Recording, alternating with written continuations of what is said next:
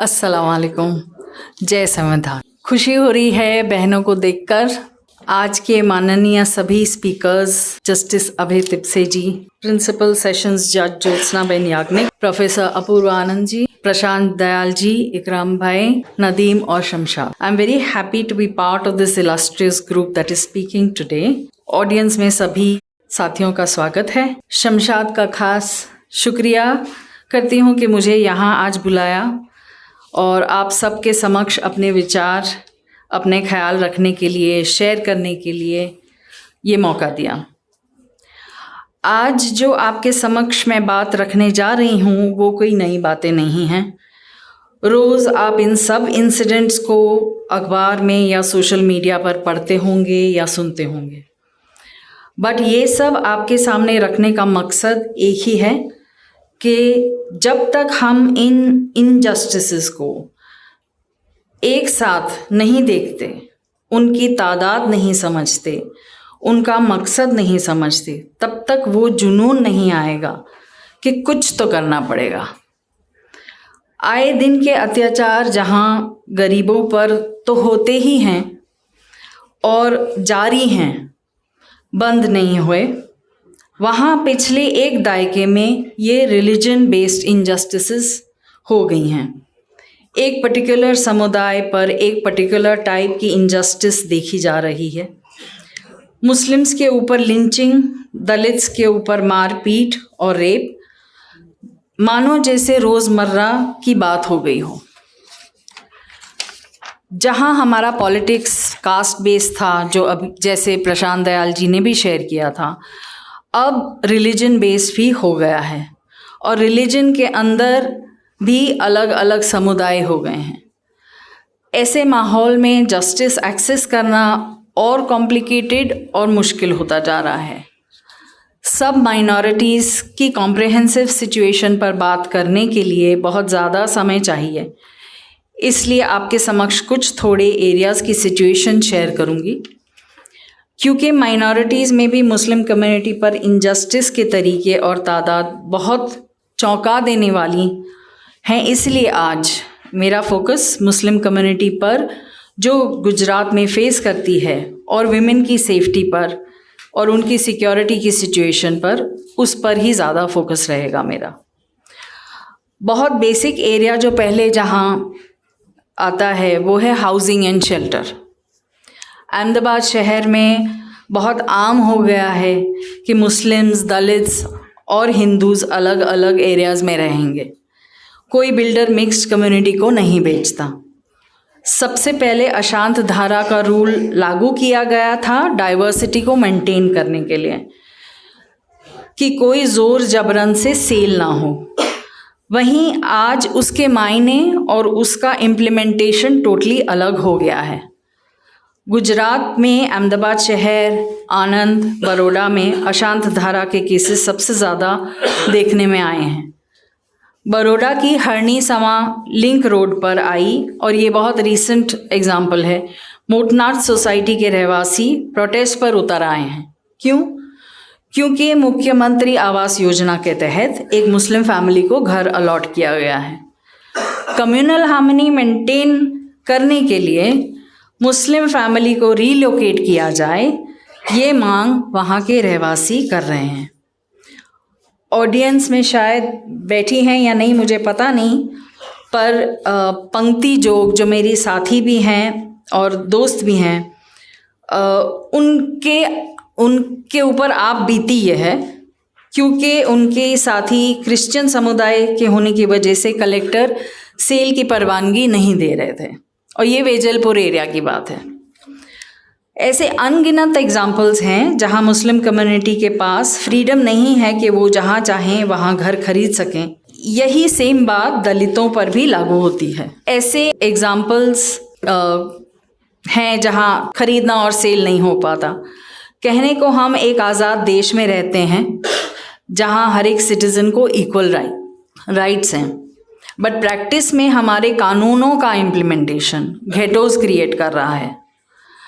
रहठान का दूसरा पहलू देखें तो द्वारका ज़िले में कई जगहों पर एनक्रोचमेंट हटाने के नाम पे बिना नोटिस दिए लोगों के घर तोड़ दिए गए।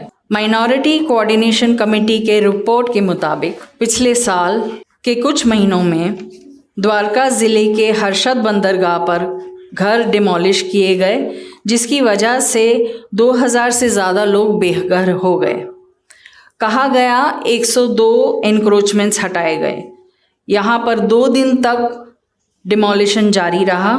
घरों के साथ मस्जिद भी तोड़ी गई। तीसरे महीने का ही और एक एग्जाम्पल है, द्वारका ज़िले में नवद्रा बंदर में 72 घरों को तोड़ा गया। कहा गया कि 2.25 लाख फुट ज़मीन खुली करवाई। यहाँ पर भी मस्जिद टूटी। 16/3/2023 की बात है, जूनागढ़ में दौलतपरा मार्केट यार्ड में, जहाँ लोग 40 साल से भी ज़्यादा से रह रहे थे, उनके घरों को भी तोड़ा गया। चौथे महीने की बात है, मेहमदाबाद में प्राइवेट मालिकी वाले घरों को भी रमज़ान के वक्त अर्बन अथॉरिटी ने तोड़वाया। और यही किस्सा सुरेंद्रनगर का भी है कुछ ही महीनों के बाद। हम सबको ये पता है कि CAA NRC की देश भर में प्रोटेस्ट के दौरान यूपी के सरकार ने ये नया हुक्म दिया था कि प्रोटेस्टर्स की प्रॉपर्टी सरकार अटैच कर लेगी। अब ऐसा लगता है कि ये बुलडोज़र पॉलिसी में तब्दील हो गई है। ये सिर्फ यूपी तक ही सीमित नहीं है, गुजरात में भी ये कोशिश की जा रही है। हाल ही में खेड़ा ज़िले में कटलाल में क्राइम, जो शमशाद ने भी बताया था, कटलाल में क्राइम में इन्वॉल्व होने के कारण सिविक अथॉरिटीज़ ने एक घर डिमोलिश करने की धमकी दी थी। मेरा घर ना टूटे उसके लिए मेरे पास क्या ऑप्शंस हैं? क्या मेरे पास एक्सेस टू जस्टिस है? ऐसे में क्राइम रेट का क्या होगा? अगर घर टूटते गए, इस तरह से लोग रास्ते पे आते गए, तो फिर क्या? एक शेल्टर का ऑप्शन दिए बिना सरकार लोगों के घर तोड़ती है, तो हम कैसी दुनिया कायम करने जा रहे हैं? दूसरे मुद्दे पे आती हूँ, और मेरे लिए ये बहुत अहम है, नेचुरली बहुत अहम है। वो है विमेन सेफ्टी एंड सिक्योरिटी का इशू। गुजरात के आंकड़े शेयर कर रही हूँ।